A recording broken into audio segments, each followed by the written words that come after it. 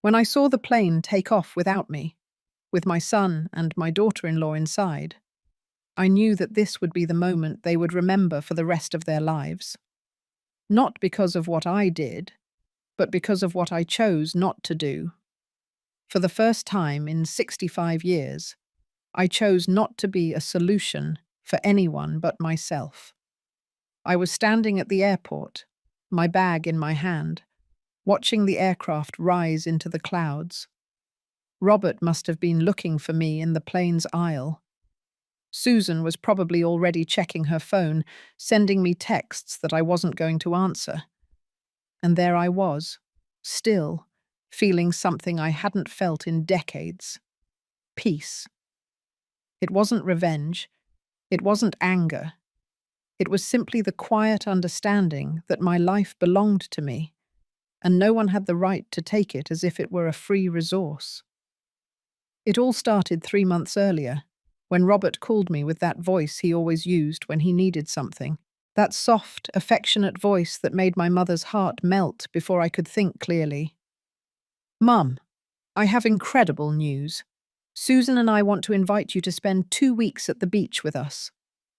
A beautiful place, right on the ocean, so you can relax and we can enjoy some time together." I felt a warm glow in my chest. It had been so long since we spent quality time together. Since he married Susan, visits had become increasingly spaced out, colder, more functional. There was always a reason not to stay long. There was always something more important to do. But now he was inviting me for 2 whole weeks. 2 weeks to make up for lost time, to be the mum he needed again, to get to know Susan better, to build something like a real family. "Of course, my dear. I would love to go with you. Thank you for thinking of me." There was a brief silence on the other end of the line. Then, that nervous laugh I knew so well. The laugh that appeared when he was about to ask me for something else. "Oh, Mum, I'm so glad you said yes. Because look, there's one small detail. We already bought our tickets, but we figured you could buy yours. You know, you have your retirement checks, and we're a little tight this month. But don't worry, it's a minor detail." A minor detail. $400 for a round-trip ticket, nearly half of my monthly retirement check. But it was my son.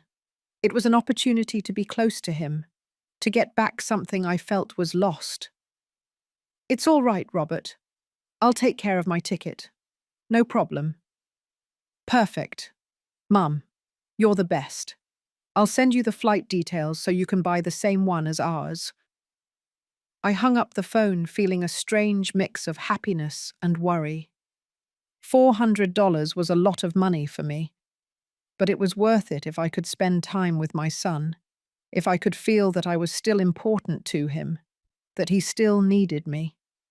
I bought the ticket that same afternoon. I used my credit card, knowing I would have to be more careful with expenses for the next 2 months to pay it off. But I was excited. 2 weeks at the beach with my family. 2 weeks to show that I was still useful, that I still had something to offer. 2 weeks later, Robert called again. "Mum, I need to ask you for one more little favor. The resort we're staying at has a special rate if we book 3 rooms together. Susan and I thought we could take advantage of it, but we need you to reserve your room too. It's just to secure the discount. You know how these things go."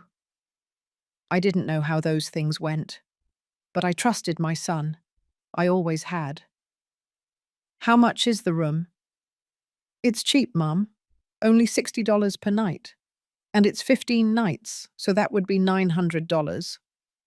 But look, it's an investment. We're going to have an amazing time." $900, more than my total monthly retirement check. I felt a knot in my stomach, but I didn't want to say no. I didn't want to seem like the stingy mum, the one who ruins plans, the one who can't afford to enjoy time with her family. "Let me see what I can do, Robert. I'll confirm tomorrow." That night, I didn't sleep. I stared at the ceiling in my room, running numbers in my head. If I paid for the room, I would have to use the savings I kept for emergencies. That $1,200 I had put together over the years, saving $10 or $20 every month, denying myself small treats to have some security.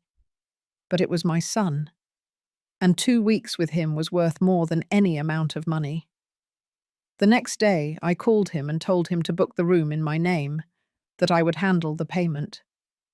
Robert sounded so happy, so grateful, that I felt I had made the right decision. "You're the best mum in the world. Seriously, I don't know what we would do without you." Those words, filled my heart. I don't know what we would do without you. It meant he needed me, that I was still important, that my presence made a difference.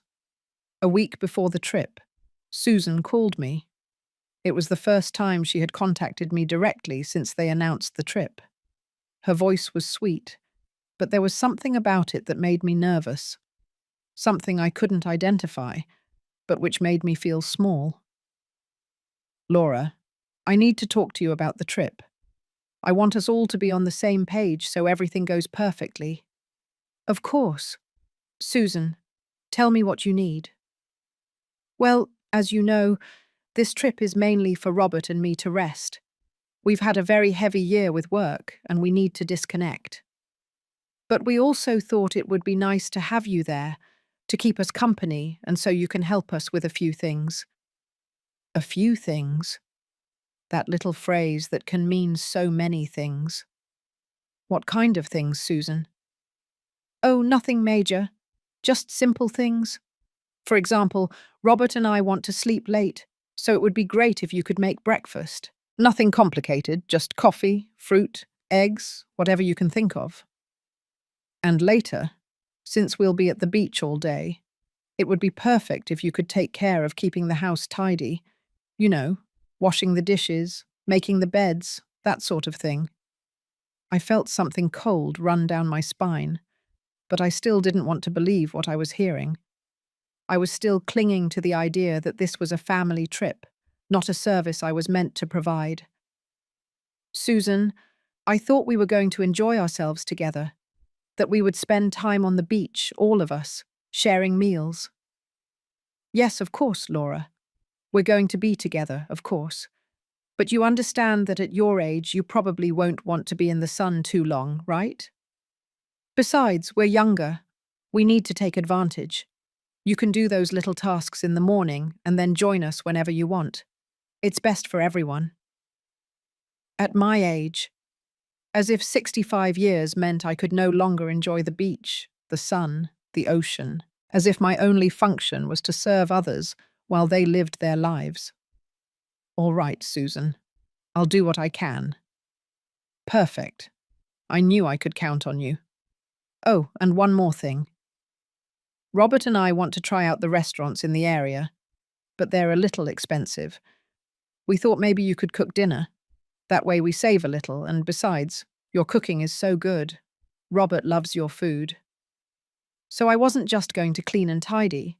I was also going to cook 3 meals a day, for 2 people who had full-time jobs while I lived on a retirement check that barely covered my own expenses. "Susan, cooking for 3 people every day for 2 weeks means buying a lot of groceries. That costs money."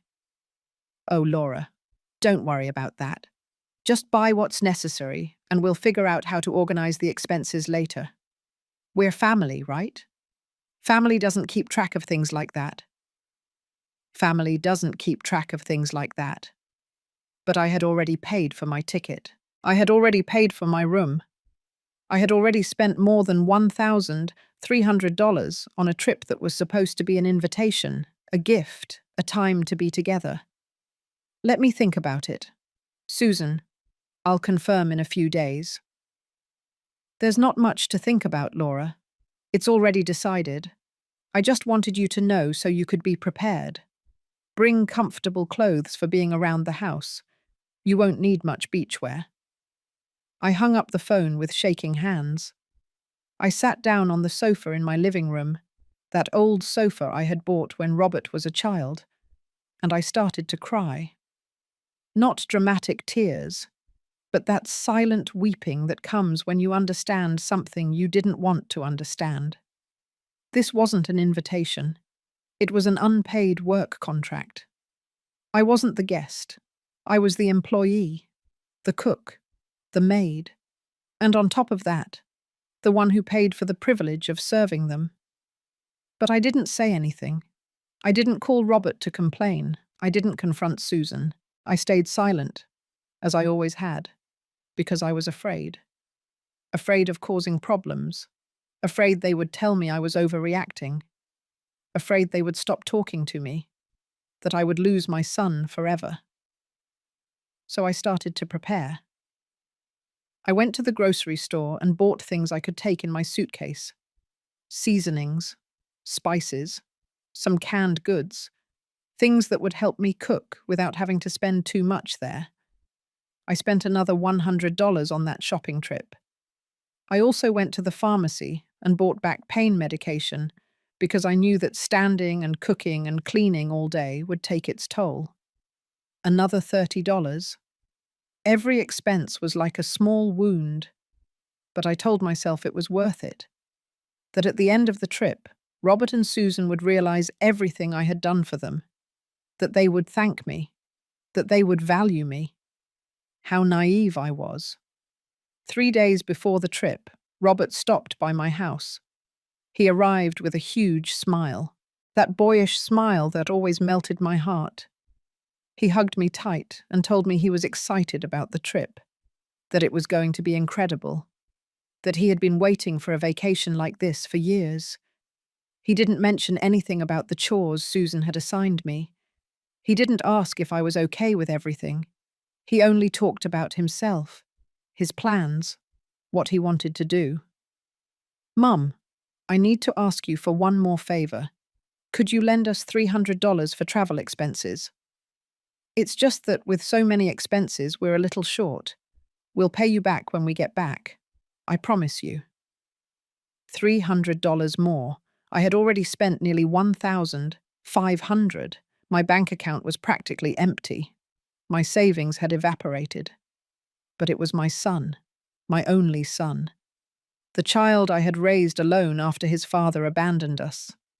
The child I had worked double shifts for years to give a good education. The child who was now a grown man with a steady job, but who kept coming to ask his retired mum for money. Robert, I've already spent so much on this trip. I don't know if I can give you any more. His expression changed. The smile disappeared. In its place appeared something cold, something that scared me. Then why did you say the trip was on if you weren't going to contribute? Susan and I were counting on you. Mum, I thought you wanted to spend time with us, but I see that money is more important to you than your own family. I felt like I had been punched, as if suddenly I was the villain in the story, the selfish mother who wouldn't help her son, the one who put money above love. It's not that, Robert. Of course I want to be with you. Give me a moment. I went to my room. I opened the drawer where I kept my last resort. An envelope with $400 that I had saved for a real emergency. Money that had taken me years to save. Money that represented months of deprivation. Of not buying new clothes. Of not going to the doctor when I should. Of eating less so I could save more. I took $300 from the envelope and gave it to him. Robert hugged me again. He kissed me on the forehead and told me I was the best mum in the world. When he left, I stood in the doorway, watching his car drive away. And for the first time, I felt something different. It wasn't unconditional love. It wasn't maternal pride. It was something akin to weariness, to disappointment, to the profound sadness of understanding that perhaps my son didn't see me as his mother, but as a resource from which to extract what he needed. I couldn't sleep that night. I lay staring at the ceiling, reviewing every moment of the last few months, every call, every request, every promise that this would be different, that we would finally spend quality time together. And then I saw the pattern. It wasn't the first time. It had never been the first time. I remembered when Robert turned 30 and asked to borrow $2,000 for the down payment on his car. He promised he would pay me back in 6 months. 5 years had passed. I never saw that money back. I remembered when he married Susan and asked me to pay for the wedding dress because they were saving for the honeymoon. $3,000 that came from selling some jewelry my mother had left me. Jewelry that had sentimental value, not just monetary. I remembered every birthday, every Christmas, every special occasion where I arrived with gifts and they arrived empty-handed, saying they were going through a tough time, that they would make it up to me later. I remembered the times they called me only when they needed something, money, help cleaning their house, to watch their dog when they went on trips, to cook for a dinner party they were hosting for their friends. And I remembered how every time I hinted that I was tired, that I needed a break, that I also had my own needs, Robert would look at me with those sad eyes and say, "Mum, I thought I could count on you. You're the only family I have." Guilt. Always guilt. The perfect weapon to keep me in line, to keep me giving without receiving anything in return. I got out of bed and went to the kitchen. I made a cup of herbal tea, the kind that always calmed me when anxiety tightened my chest. I sat at the table and pulled out an old notebook where I used to track my expenses. I started writing. Every dollar I had spent over the last 5 years on things related to Robert and Susan. Not birthday or Christmas presents, those didn't count. Only the things they had borrowed, the financial aid, the favors that ended up costing me money. When I finished adding it up, the number took my breath away. $18,000, nearly 3 years of my full retirement income. Money I would never see back. Money I could have used to fix up my house, to travel alone, to have a more comfortable old age. But it wasn't just the money. It was the time. The hours I had spent cleaning their house while they went out with friends.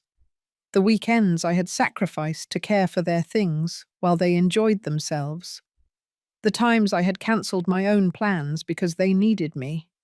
And never, not once, had they asked me what I needed, what I dreamed of, what I wanted to do with my life. For them, I was an extension of their comfort, an always available resource, a mother who existed solely to solve their problems and make their lives easier. I closed the notebook and put it away. I wasn't going to show those numbers to anyone. I wasn't going to complain, because I had understood something important. No matter how many times I showed them the reality, they weren't going to change. Not because they were bad people, but because it benefited them for me to remain who I was. The mum who always says yes, the one who always finds a way, the one who never complains. 2 days before the trip, Susan sent me a text. It was long, detailed, a complete list of everything I needed to do during the vacation. "Laura, so you can be organized, I'm sending you the schedule. Breakfast at 9 o'clock in the morning, nothing too elaborate, but something substantial. Then clean the kitchen and the bathrooms. Make the beds before 11, because that's when we're leaving for the beach. Have lunch ready at 1 o'clock in the afternoon, something light but filling. In the afternoon, while we rest, you can do the laundry and ironing. Dinner should be ready by 8 o'clock in the evening. Robert prefers hot food for dinner, no cold salads. After dinner, clean up everything and leave the kitchen spotless. Oh, and on the weekends we can do something together, if you're not too tired." I read the message 3 times. Each time I felt something inside me harden a little more. It wasn't anger, it was clarity. The clarity of seeing exactly what was happening, without the filters of maternal love, without the excuses I had been giving myself. This wasn't an invitation. It was a list of obligations for a housekeeper, with the difference that a housekeeper got paid for her work and had days off.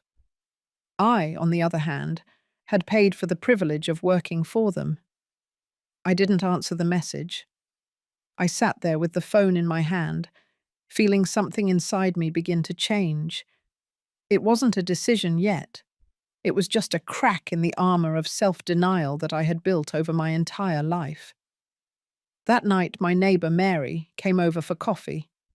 We had been friends for 30 years. She knew me better than anyone. She had been there during the most difficult moments of my life. "You look worried, Laura. What's wrong?" I told her everything. The trip, the expenses, the to-do list, the money I had loaned and never got back. I spoke for an hour, non-stop, letting out everything I had kept bottled up for months, for years. Mary listened in silence. When I finished, she took my hand and looked me straight in the eye. "Laura, do you want to go on this trip?" The question took me by surprise. No one had asked me that. Not Robert, not Susan, not even myself. "I don't know. He's my son. I can't say no to him." "You can't, or you don't want to deal with what happens if you say no?" That question hit me hard, because she was right. It wasn't that I couldn't say no. It was that I was afraid of the consequences, afraid Robert would get angry, afraid they would stop talking to me, afraid of being completely alone. "I'm scared, Mary. They're the only family I have left." She squeezed my hand tightly. "A family that only seeks you out when they need something isn't family, Laura. It's a relationship of convenience. And you deserve more than that. You deserve respect. You deserve to be valued for who you are, not for what you can give them." Her words stayed with me that night. I fell asleep thinking about them. I woke up with them echoing in my head. You deserve respect. You deserve to be valued. The day before the trip, I went to the bank. I withdrew the last $100 I had in the account. I put them in my wallet and looked at them for a long time. That was all my liquid money until next month. I had no more savings. I had no safety net. If any emergency happened during the next few weeks, I would be completely unprotected. And all for a trip where I wasn't going to rest, where I wasn't going to enjoy myself, where I was only going to serve two people who had apparently forgotten that I, too, was a human being with needs and limits. That afternoon, I packed my suitcase. I put in comfortable clothes, as Susan had instructed. Old clothes that I wouldn't mind getting dirty while cooking and cleaning. I didn't pack fancy swimsuits or nice dresses. What for? I wasn't going to the beach. I wasn't going out to dinner. I was going to be cooped up in a house, working. As I folded the last shirt, my phone rang. It was Robert. "Mum, we'll pick you up at 5 o'clock in the morning tomorrow. The flight leaves at 7 and we can't be late. I hope you're ready." "I'll be ready, Robert." "Perfect. Oh, and Susan reminded me to tell you to bring your credit card, just in case we need to buy something there and don't have cash. You know, for groceries and that sort of thing." For groceries? For the food I was going to cook? For cleaning the house they were going to mess up? For everything they needed and that I was supposed to provide? "All right, Robert. Great. See you tomorrow morning. Get some rest." I hung up the phone and sat on the edge of my bed. My suitcase was ready. My passport was in my bag. Everything was prepared for this trip that was supposed to be wonderful. But I didn't feel excitement. I didn't feel joy. I only felt an enormous weight in my chest, as if I were about to walk into something dark and irreversible. I went to bed early, but I couldn't sleep. I lay staring at the shadows on the ceiling, listening to the silence of my house. This house that had been my sanctuary for so many years. This space where no one asked me for anything, where I could simply be Laura, without roles or obligations. And I thought about the next 2 weeks. Waking up early every day to make breakfast. Cleaning bathrooms I hadn't dirtied. Washing clothes that weren't mine. Cooking meals for people who never asked what I wanted to eat. spending my days serving while they enjoyed the sun and the ocean. All that after having spent nearly $1,800, after having emptied my savings, after having sacrificed my financial security. And at the end of the trip, I would probably receive a quick thanks, maybe a hurried hug, and then weeks or months without hearing from them until they needed something else. I got out of bed at 3 o'clock in the morning. There was no point in trying to sleep anymore. I went to the kitchen and made coffee. I sat at the table where I had so often had breakfast alone, where I had planned my life, where I had cried my sorrows and celebrated my small victories. And in that moment, in the silence of the pre-dawn, something inside me finally broke. Not with noise or drama. It was silent, like when an old branch finally snaps after holding too much weight for too long. I understood that if I got on that plane, if I went on that trip, I would be confirming something terrible. That it was okay to treat me like that. That it was acceptable to use me. That my value as a person was measured solely by what I could do for others. And I understood something even more important. That no one was going to defend me. No one was going to say this was wrong.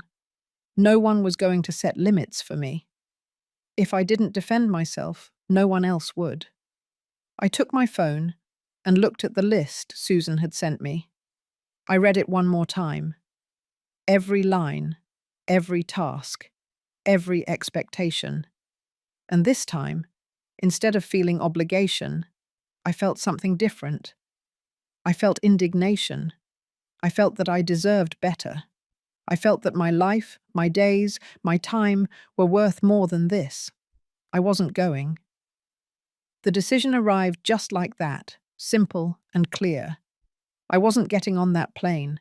I wasn't going to spend 2 weeks being treated like a housekeeper. I wasn't going to keep allowing my son and daughter-in-law to see me as a free resource. But I wasn't going to tell them. I wasn't going to call to cancel.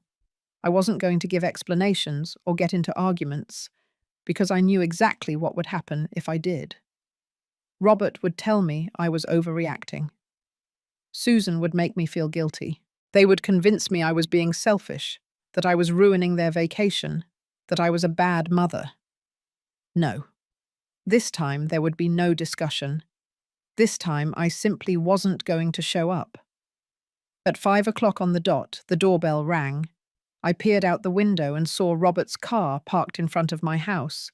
He was in the driver's seat. Susan was checking her phone in the passenger seat. The doorbell rang again, then again. I heard Robert's voice calling me. "Mom, we're here. Hurry up. We're going to be late." I stayed still, without opening the door. My heart was pounding, but not from fear. It was something else. It was determination. After 5 minutes, I heard Robert talking on the phone. He was calling me. I let it ring until it went to voicemail. "Mom, where are you? Open the door. We have to go now." I still didn't move. I heard his steps approaching my bedroom window. I heard him tapping on the glass. "Mum, this isn't funny. Open up now or we're going to miss the flight." Susan also got out of the car.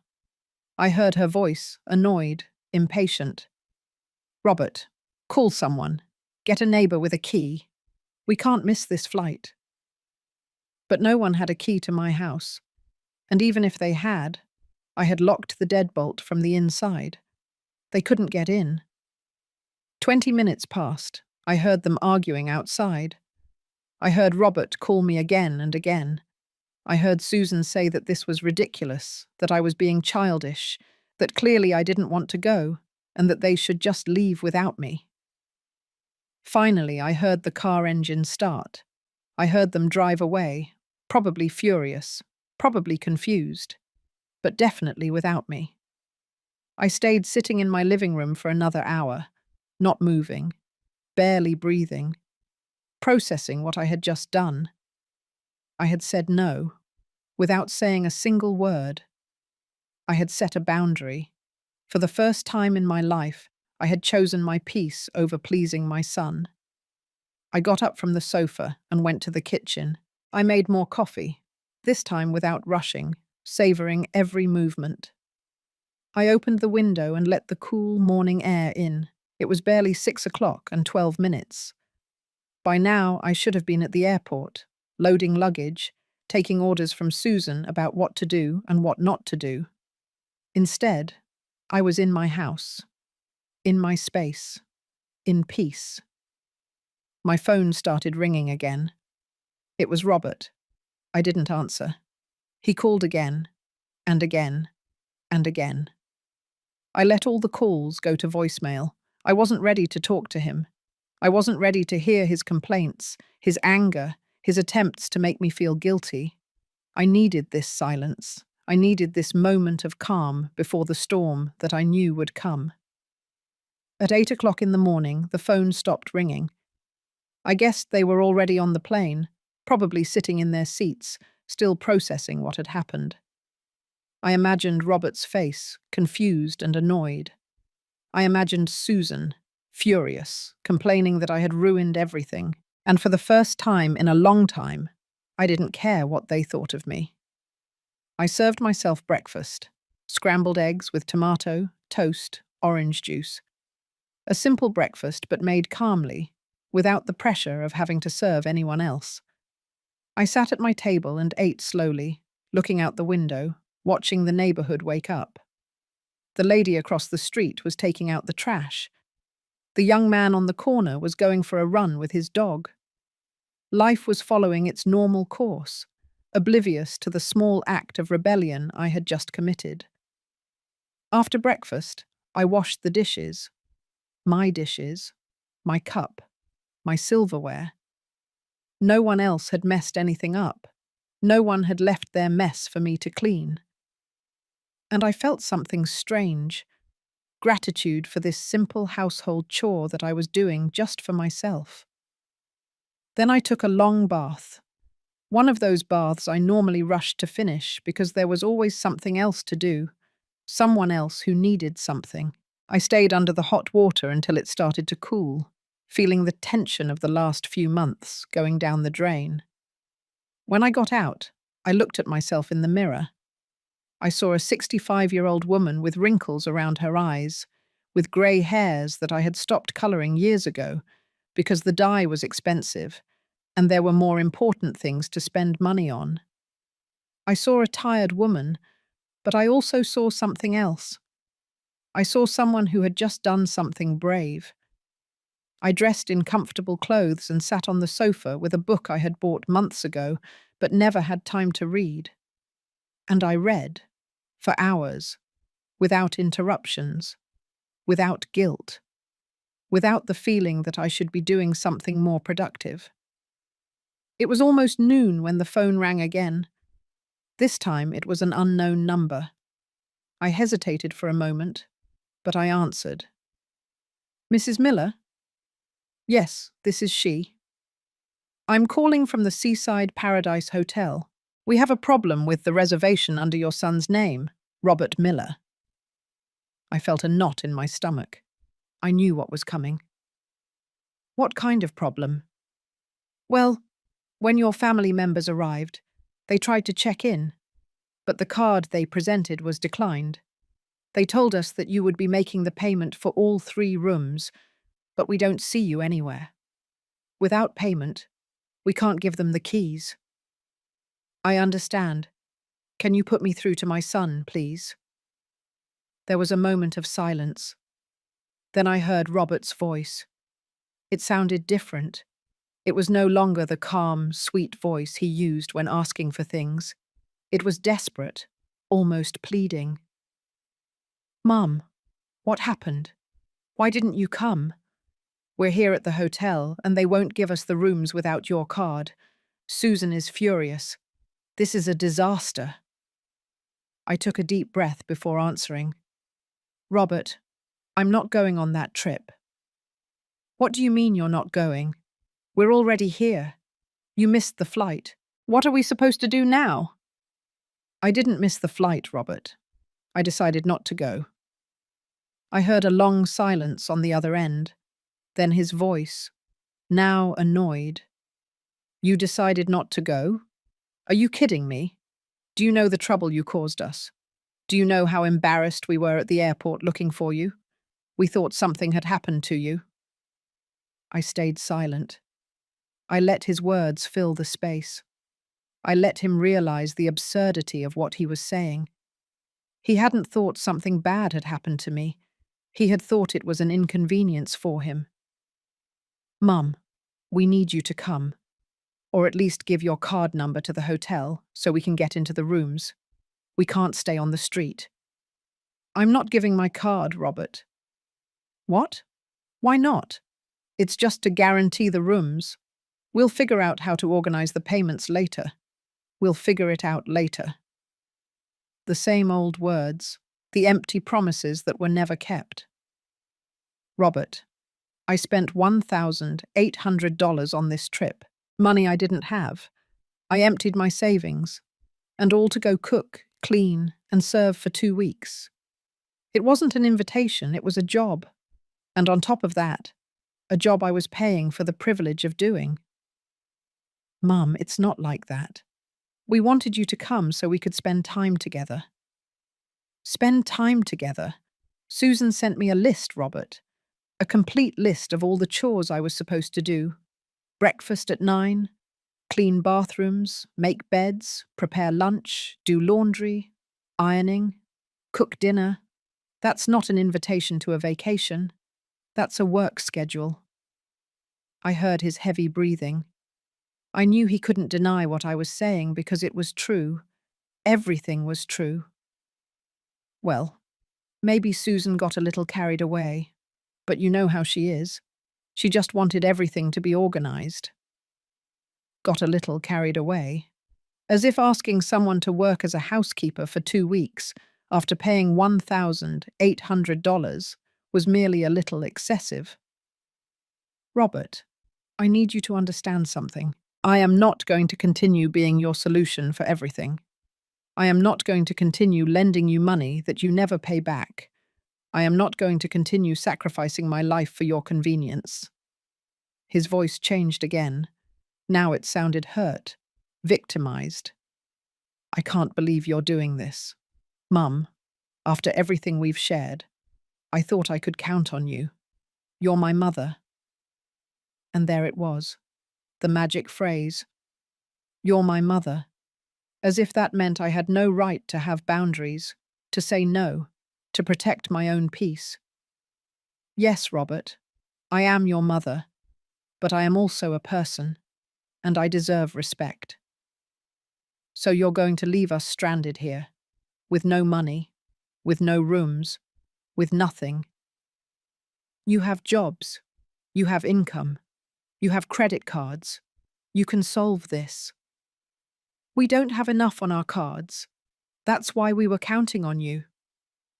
Then maybe you shouldn't have planned a trip you couldn't afford. There was another long silence. I heard voices in the background. Susan was saying something, but I couldn't make out what. All right, Mum, I get it. You don't want to help us. Let's hope that when you need something, there will be someone willing to help you, because clearly we can't count on you. And he hung up. I stood there with the phone in my hand, feeling a mix of emotions. Part of me wanted to call him back, apologize, find a solution.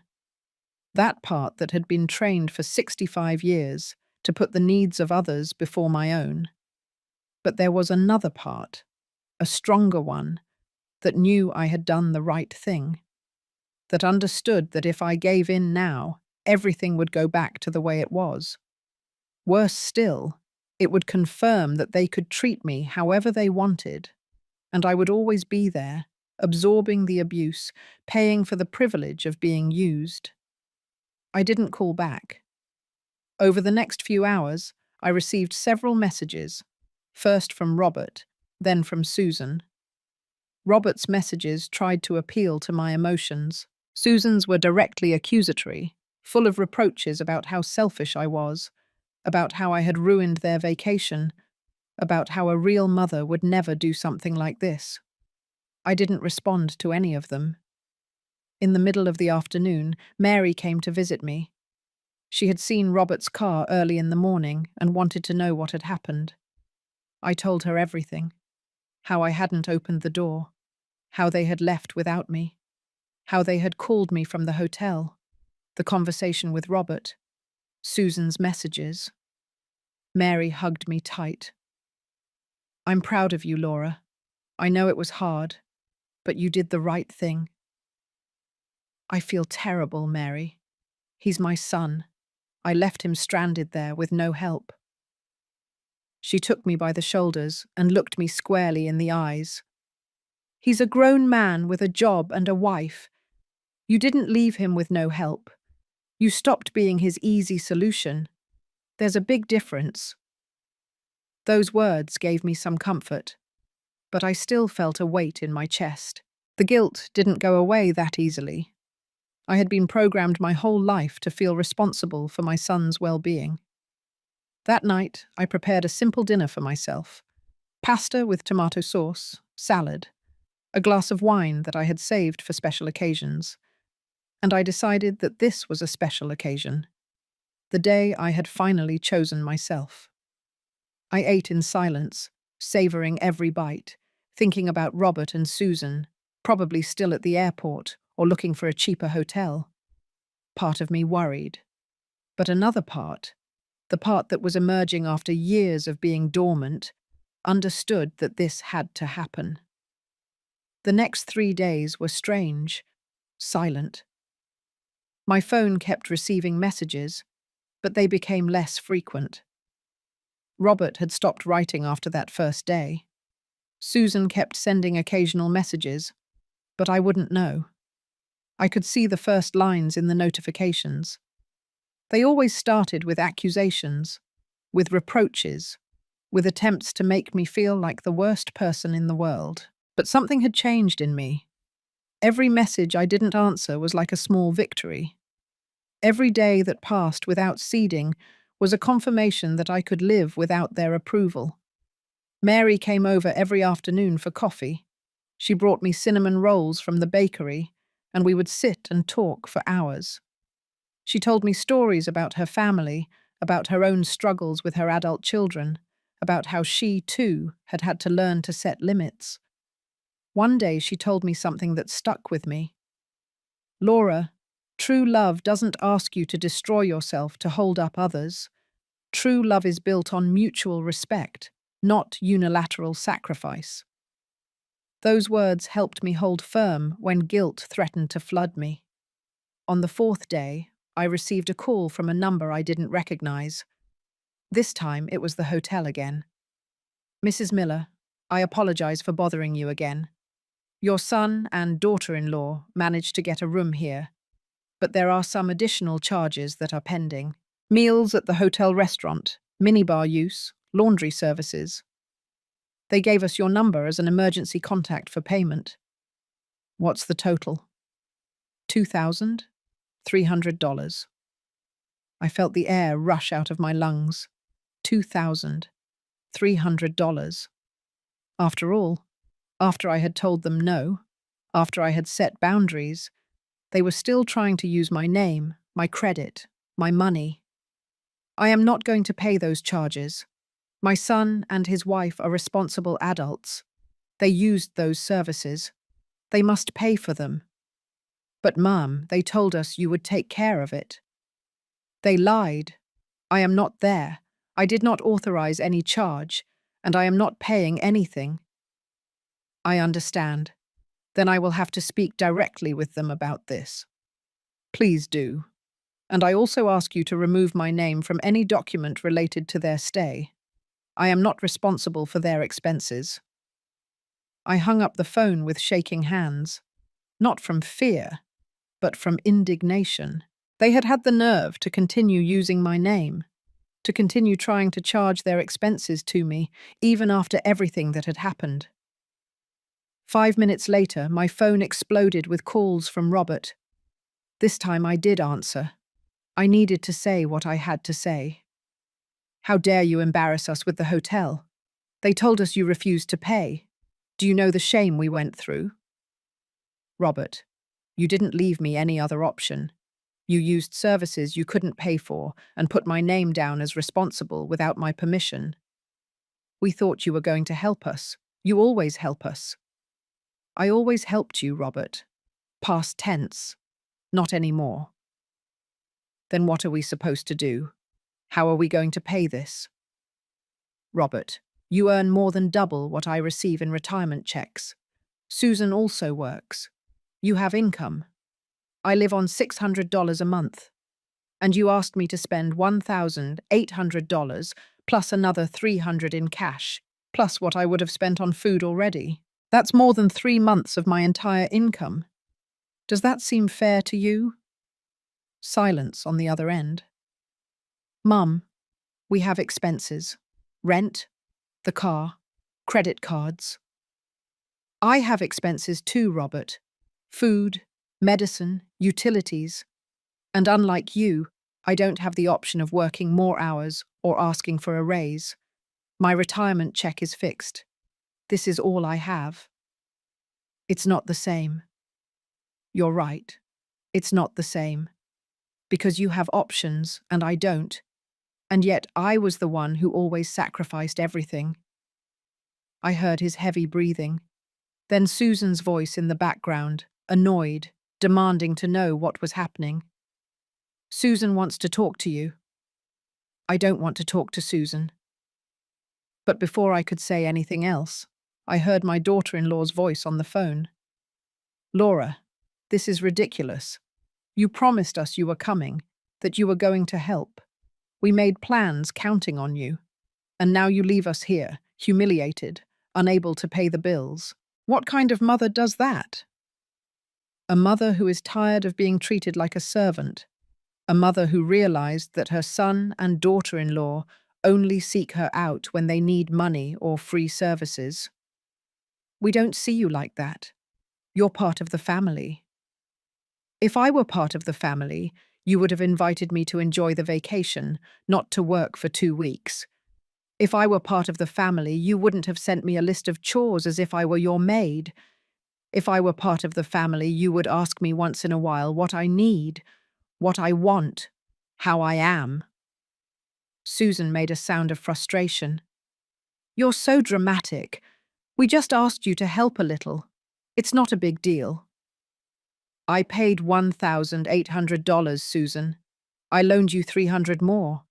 And you expected me to cook 3 meals a day, clean, do laundry, iron, all while you enjoyed the beach. And you say it's not a big deal. Well, if it bothered you so much, you should have said so from the beginning. I did say it, in the only way you were going to understand, by not going. This is pure selfishness, Laura. But fine. Now we know we can't count on you. That the moment we needed you most, you turned your back on us. Susan, the moment you needed me most was not for a luxury vacation you couldn't afford. It was every time I needed emotional support and didn't receive it. It was every time I needed the loaned money back and you never paid it. It was every time I needed to feel valued as a person and you only made me feel useful as a resource. And I hung up. I sat on the sofa, my heart pounding. My hands were still shaking, but this time it wasn't from anxiety. It was from adrenaline, from power, from the feeling of finally having said everything I had held back for years. I couldn't sleep much that night, not out of guilt, but because of the intensity of everything I was feeling. It was as if I had opened a floodgate, and now everything was coming out. Years of frustrations, of silences, of swallowing words to keep the peace. The next morning, I received a message from Robert. It was long, different from the others. Mum, I need to talk. Truly, without Susan. Without fighting. Just you and me. Please. It was the first time he sounded genuinely willing to listen. But I wasn't ready yet. I needed more time. I needed to be sure that I wouldn't give in at the first sign of superficial regret. I replied, "Robert, I need time. When I'm ready to talk, I will reach out to you. For now, I need you to respect my space." He didn't respond immediately. Several hours passed before his message arrived. "All right, I'll wait for you." The following days were about discovery. I discovered that I could spend entire days without talking to anyone and not feel lonely. I discovered that I enjoyed my own company more than I thought. I discovered that I had interests and hobbies that I had given up years ago because I was always busy solving other people's problems. I started painting again. I had taken watercolor classes 10 years ago, but I stopped when Robert started needing more financial help, and I could no longer afford the materials. Now, with the money I normally would have spent on that trip, I bought new brushes, paper, paints, and I spent the afternoons in my small yard, painting flowers, landscapes, anything that inspired me. Mary encouraged me to join a neighborhood women's group that met on Thursdays for crafts and conversation. At first, I resisted. I wasn't used to seeking company outside of my family, but I finally accepted. Those women, all older like me, had similar stories. Children who sought them out only when they needed something. Families who took their availability for granted. Some were still trapped in that cycle. Others, like me, were learning to get out. One of them, Evelyn, told me something that impacted me. "Laura, the problem isn't that we love too much. The problem is that we've been taught that loving means disappearing, and that's not love, that's self-destruction." A week passed, then two. Robert's messages became less frequent. They were no longer demanding or accusatory. They were more reflective, more measured. Short messages where he told me how they were, without asking for anything, without expecting me to solve their problems. Susan, on the other hand, had stopped writing completely. And honestly, that gave me peace. 3 weeks after the failed trip, Robert showed up at my door. He didn't call beforehand. He didn't give notice. He just rang the doorbell one Saturday afternoon. When I opened it and saw him standing there, with a bag of cinnamon rolls in his hand and an expression I hadn't seen in years, I felt something move in my chest. It wasn't the automatic urge to hug him and forgive everything. It was something more cautious, more conscious. "Hi, Mum. Can I come in?" I hesitated for a moment. Part of me wanted to close the door, to maintain the distance that had cost me so much to build. But another part, the part that still loved him despite everything, needed to hear what he had to say. "Go ahead." We went into the living room. He sat on the same sofa where he had sat so many times, but this time there was something different in his posture. It wasn't the casual confidence of someone who knows they are welcome. It was the discomfort of someone who understands that they have lost something important. "I brought your favorite pastry, the cinnamon one from the corner bakery." "Thank you." I placed the pastry on the table without touching it. I wasn't going to make coffee. I wasn't going to create that cozy atmosphere that I always created when he came over. This time, if he wanted to talk, we would have to do it without the family rituals that softened everything. Robert cleared his throat. "Mum, I came to talk. Truly. No excuses. No trying to convince you of anything. I just want you to listen to me." "I'm listening." He took a deep breath. I saw his hands trembling slightly. It was strange to see him nervous. He had always been so sure of himself, so confident that I would be there no matter what. The trip was a disaster. Susan and I spent the first 3 days fighting. We had to borrow money from her parents to pay for the hotel. It was humiliating. And all the time I was furious with you. I thought you had betrayed us, that you had been selfish, that you had embarrassed us. He paused. I didn't say anything. I just looked at him, waiting. But later, when the anger passed, I started to think, to remember. All the money I had borrowed from you and never paid back. All the times I showed up only when I needed something. And then Susan showed me the list she had sent you, the list of chores for the trip. His voice cracked a little. Mum, when I read it calmly, when I really saw it, I felt sick. It wasn't an invitation. It was a work contract. And you had paid $1,800 for the privilege of being our employee for 2 weeks.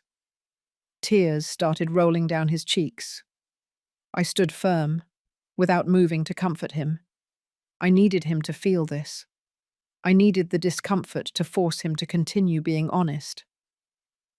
I don't know when I became this person, Mum. Someone who treats his own mother like a resource. Someone who takes your love, your time, your money for granted.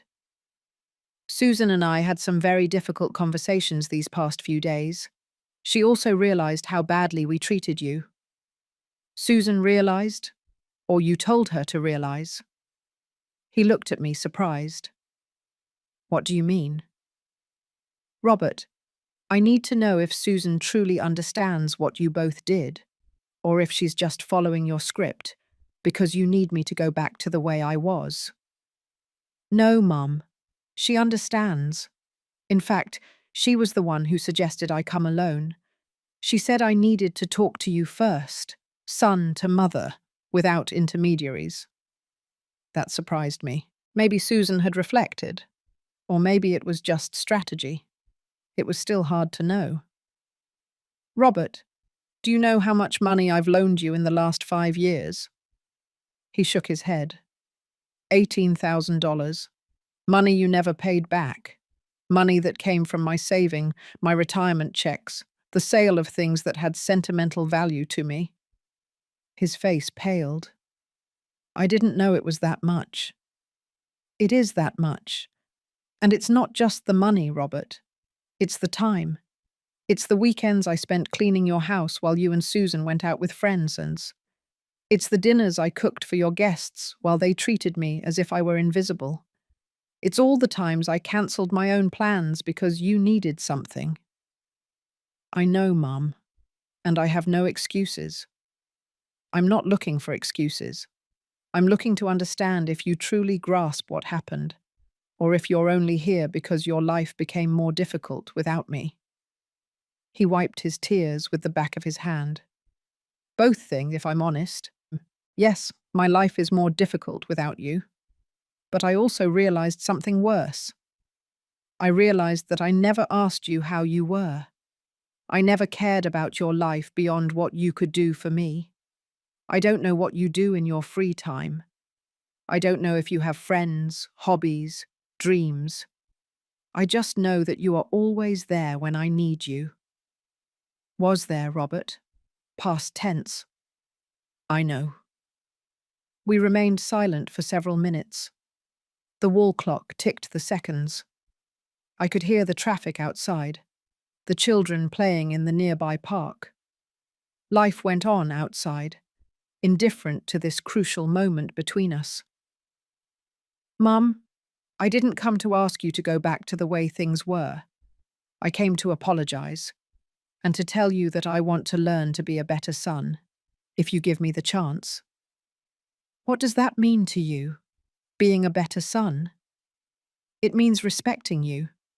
It means not borrowing money if I can't pay it back. It means inviting you to things without expecting you to work. It means calling you to ask how you are, not to ask for favors. It means valuing your time as much as I value mine. Those words sounded nice, but I had heard promises before. Promises that lasted weeks, maybe months, before everything went back to the way it was. Robert, I believe that in this moment you feel that way, but I need you to understand something. I am not going back to being the mother who was available 24/7. I am not going to loan money again that I cannot afford to lose. I am not going to sacrifice my peace for your convenience again. I understand. And if at any point you fall back into the old patterns, I will set boundaries again. And it won't be with an argument or with warnings. I will simply choose myself, like I did at the airport. He nodded, wiping away more tears. That's fair. More than fair. I want you to know something else. Robert, I love you. I will always love you. But loving doesn't mean destroying myself to save you. Loving doesn't mean disappearing so you can shine. I can love you and also love myself. And that's what I'm going to do from now on. I love you too, Mum. And I'm so sorry it took me so long to realize what I was doing. He got up from the sofa and slowly approached, asking permission. I hugged him. It wasn't like the hugs before, automatic and weightless. This hug had awareness. It had boundaries. It had respect. When he pulled away, he looked me in the eyes. Do you think you can ever fully forgive me? I already forgave you, Robert. But forgiveness doesn't mean things go back to the way they were. It means I'm not going to carry the resentment, but I'm also not going to forget the lessons I learned. I understand. Now I need you to go. I need time to process this, to decide what I want our relationship to be like from here on out. Can I call you next week? Just to see how you are? You can, but if you call just to ask for something, I won't answer. I won't ask for anything, I promise. I walked him to the door. Before he left, he turned around one more time. Mum, thank you for not opening the door that day. It was the best thing you could have done for me. When he left, I closed the door and leaned against it. I cried, but they weren't tears of sadness. They were tears of liberation, of having said everything I needed to say, of having maintained my boundaries even when it hurt. Mary arrived an hour later. I told her about Robert's visit, about the conversation, about his tears and his promises. Do you believe him? I want to believe him, but I'm going to be cautious. I'm going to watch his actions, not just his words. That is wise, Laura. And in the meantime, you keep building your own life. Exactly. That night I painted a picture of a bird flying out of a cage. It wasn't subtle. I didn't pretend it was. It was my story, my liberation, my rebirth. The next 2 months were about reconstruction. Robert kept his word, at least at first. He called me once a week, always asking how I was, telling me about his life without asking for anything in return. The conversations were brief, sometimes awkward, but there was a genuine effort. Susan sent me a long message 3 weeks after Robert's visit. It was difficult to read because I wasn't used to her addressing me with anything close to humility. Laura, I know I don't have the right to ask you for anything after how I treated you. I want you to know that I've been thinking a lot about what happened. Robert showed me the numbers, all the money we asked for, all the times we used you. I feel ashamed. I grew up in a family where mothers-in-law always helped, where that was normal. But now I understand there's a difference between helping and exploiting, and we exploited you. I'm sorry. I didn't respond immediately. I let the message sit for several days. Finally, I wrote her something simple. Thank you for acknowledging it, Susan. I appreciate your honesty. It wasn't a full forgiveness. It wasn't an invitation to go back to the way we were before. But it was an acknowledgement of her attempt. During that time, I continued to build my own life. I joined a book club at the neighborhood library.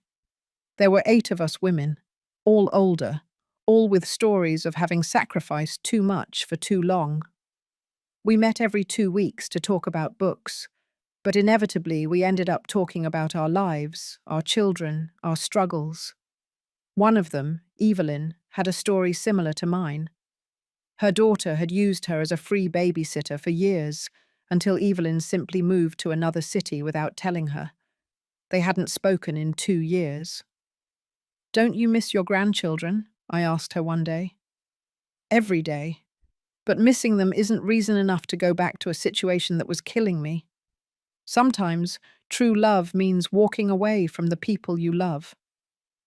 Her words made me think. I had been lucky. Robert had reacted. He had reflected. Not all of us had that luck. Some of us had to choose between our peace and our families, and both options hurt. I also started going to a small coffee shop on Tuesday afternoons. I would sit by the window with a book and a latte and simply enjoy being alone in public. I watched people go by, listened to fragments of other people's conversations, allowed myself to exist without purpose or obligation. One Tuesday, an elderly gentleman sat at the table next to mine. He must have been around 70, well-dressed, with a newspaper under his arm. He greeted me courteously and we started talking. His name was William. He was a widower, his children lived in another city, and he also came to the coffee shop every week, simply not to be alone in his house all the time. We talked for an hour about trivial things: the weather, the books we were reading, the neighborhood. It was refreshing to talk to someone who didn't need anything from me, who had no hidden agenda, who simply enjoyed the conversation. We became coffee friends. Every Tuesday we would meet without formally planning it, and we would talk. Sometimes about deep things, sometimes about nothing important. And I discovered that that was also valuable. Connections without weight, relationships without expectations. During this time, Robert continued to keep his word. He didn't ask for money, he didn't ask for favors, he just called, talked, and said goodbye. It was strange at first, almost uncomfortable. I kept waiting for the moment when he would ask for something. But weeks passed, and the request never came. In the 3rd month, he invited me to dinner at his house. He said that he and Susan wanted to cook for me, that they wanted me to see that they had learned to manage on their own. I accepted, but with caution. I told him I would go, but that I would leave early, that I wouldn't stay to clean or help, that it was just dinner. All right, Mum, just dinner. I arrived at their house on a Saturday night. Susan opened the door and for the first time since I had met her, greeted me with a genuine hug. Not forced, not automatic, genuine. Thanks for coming, Laura. The house was clean, not perfect, but clean. It was noticeable that they had done it themselves. The table was carefully set. There were flowers in the center, details that showed effort. Robert was in the kitchen, finishing the cooking. He proudly showed me the roasted turkey he had prepared, the mashed potatoes, the green bean casserole, all made by him. I learned by watching videos online. It's not like you're cooking, but it's edible. I smiled. It was the first real smile I had given him in months. The 3 of us sat down to dinner. The conversation was cautious at first, as if we were all walking on thin ice. But gradually it relaxed. They asked me about my book club, about my paintings, about my life, and for the first time, they listened to the answers. Not as a preamble to asking for something, but with genuine interest. After dinner, when I started clearing the dishes out of habit, Robert stopped me. No, Mum, you're the guest. Susan and I will take care of it. I watched them wash the dishes together, put things away, clean the kitchen. It wasn't perfect. They left some things out of place.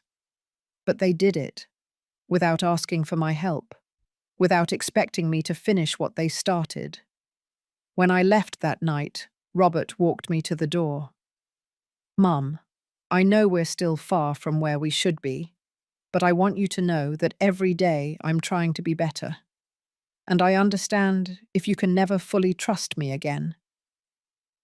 Robert, trust is built with consistent actions, not with pretty words. Keep doing what you're doing. In time, We'll see. I love you. I love you too, Mum. I drove back to my house feeling something I hadn't felt in a long time when it came to Robert. Hope. Not the naive hope that everything would be magically fixed, but the realistic hope that maybe, just maybe, we could build a healthy relationship based on mutual respect. But I also knew I wouldn't let my guard down completely. Old patterns have deep roots, and it would be easy for everyone to fall back into the roles from before. 6 months after the day I didn't get on that plane, my life was completely different. Not because of big, dramatic changes, but because of the accumulation of small, daily decisions to choose myself. I had finished 5 paintings. I hung them on the walls of my house, replacing old family photographs that only reminded me of times when I didn't exist as an individual, but as a function. Now my house reflected who I was, not just who I had been for others. The book club had become more than just books. It was my community. Those women knew me, valued me, respected me, and I did the same for them. We had created a space where we could all be ourselves without having to serve anyone. William and I still met on Tuesdays. Sometimes we would go for a walk in the park after coffee. It was a simple friendship, uncomplicated, without expectations. It reminded me that I could connect with new people, that my life didn't have to revolve solely around my family. Robert continued to keep his word. The weekly calls became more natural, less forced. He visited me once a month, always giving notice beforehand, always asking if it was a good time. He never arrived empty-handed. Small tokens that showed he was thinking of me, a book he thought I would like, flowers for my garden, my favorite pastry, and most importantly, he hadn't asked me for money again. One day he called me with something different in his voice. Nervousness, but also determination. Mum, I need to tell you something. Susan and I have been saving. We want to start paying you back the money we owe you. Robert, it's $18,000. It's going to take you years. I know. That's why we want to make monthly payments. $300 every month. It's not much, but it's what we can do without fail. And we're going to keep going until we pay you back every cent. I felt something loosen in my chest. It wasn't the money itself. It had never been just the money. It was the acknowledgement. It was the respect. It was understanding that I, too, had needs, that my well-being mattered. Robert, I appreciate the gesture, but I want you to know something. The money will help, of course, but what I really needed was for you to see me, to value me, and you are already doing that. Even so, we want to pay you back, Mum. It's the right thing to do. Then I accept. Thank you. The first payment arrived a week later, $300 deposited into my account with a note. First installment of many. I love you, Mum. I cried when I saw the transfer.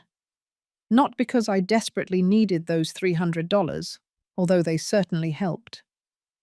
I cried because it meant that Robert finally understood, that actions mattered more than words, that real change required sacrifice and commitment. Susan also did her part. She invited me out to lunch, just the two of us. It was awkward at first. We had years of accumulated resentment between us. But she made the effort to listen, to ask, to get to know me as a person instead of seeing me as an extension of Robert.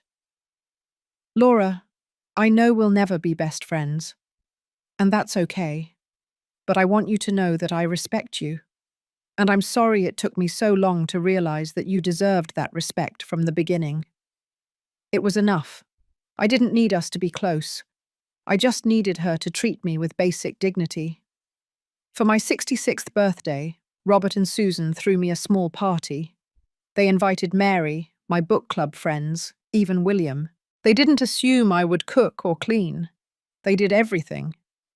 And the gift they gave me left me speechless. It was a travel package. 5 days at the beach at an all-inclusive resort, with all expenses paid. Just for me. Mum, this is the vacation you should have had from the beginning. A real vacation, where you only have to relax and enjoy. Mary already said she'll go with you if you want. I hugged them both, crying. They weren't tears of sadness or of lost years. They were tears of gratitude for this moment, for this change, for this second chance. I went on that trip with Mary 2 months later. They were the 5 most beautiful days I had had in decades. I slept late. I had breakfast in bed. I spent hours on the beach doing nothing but looking at the ocean. No one needed anything from me. No one expected me to serve, clean, or cook. I simply existed. And it was enough. One night, sitting on the terrace of my room watching the ocean, I thought about that day at the airport. The day I didn't get on the plane. The day everything changed. It had been terrifying to make that decision. It had meant breaking a lifetime of patterns. It had required confronting guilt, fear of abandonment, the possibility of losing my son forever. But by not getting on that plane, I had saved myself. I had given myself permission to exist as a complete person, not just as a serving mother. I had taught myself that setting limits wasn't selfishness, it was survival. And I had given Robert the opportunity to grow, to understand, to become a better person. If I had continued allowing the silent abuse, he would never have had a reason to change. Sometimes the deepest love we can give is to refuse to be destroyed by those we love. I returned from that trip refreshed. My house was clean and tidy because before I left, I had made sure to leave it that way, for myself. My garden was blooming, my paintings hung on the walls. My life, finally, was mine. Robert and Susan continued to pay faithfully every month. They continued making the effort to maintain a relationship based on respect. There were difficult moments, occasional relapses into old patterns, but now I had the strength to point them out immediately. And they had the humility to listen. It wasn't a fairy tale ending. There was no perfect reconciliation or promises that there would never be problems again. But there was something better. There was honesty. There were clear boundaries. There was mutual respect. And there was peace. I learned that you can love someone deeply and still protect yourself from them when necessary. I learned that saying no is an act of self-love, not of selfishness. I learned that it's never too late to reclaim your life. That plane took off without me 6 months ago, and watching it rise into the clouds, I didn't feel loss. I felt liberation. Because sometimes, the only way to save a relationship is by letting it fall. And sometimes, the only way to show your love is by refusing to be consumed by it. I am 66 years old. I don't know how many years I have left. But I know this for certain.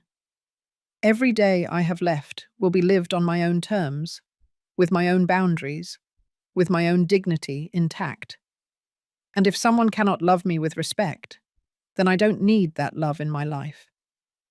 Because I finally learned the most important lesson, that the love that destroys me is not love at all, and that the most important person I must care for, protect, and value is myself.